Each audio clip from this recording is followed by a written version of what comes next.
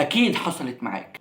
قاعد وسط صحابك وفجأة خناقة ميسي ورونالدو ولعت والشتيمة اشتغلت، ولما يسألوك انت مع مين تتلبك تروح مع المدريدي تقول له الريال طبعا، ومع البرشلوني تقول له ميسي ده فضائي. وفي الحقيقة انت بتحب الاتنين بس خايف يقولوا عليك ما عندكش رأي او عندك انفصال في الشخصية.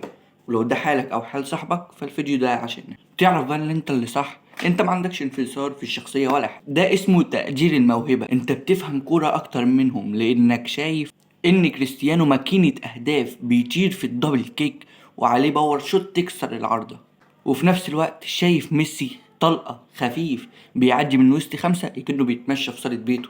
نفس الكلام في الأندية، الريال بتاريخه وبطولاته ولعبته زي زيدان وريناردو الظاهرة، وبرشلونة بسحرها ولعبتها زي ريناردينيو وتشافي.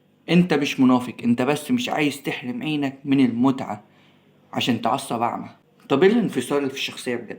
وعشان تطمن، الانفصال في الشخصية ده حاجة تانية خالص. ده مرض انك تكون شخص الصبح وبالليل شخص تاني بمبادئ تانية خالص، او انك وسط الضحك والهزار تقلب نكد فجأة وتعيط بدون سبب، او في عزا وتلاقي نفسك عمال تضحك غصب عنك. ده وجع وتعب بعيد كل البعد عن انك بتحب لاعبين كورة مع بعض.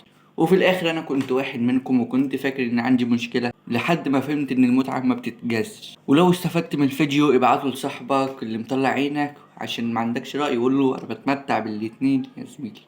وسلام.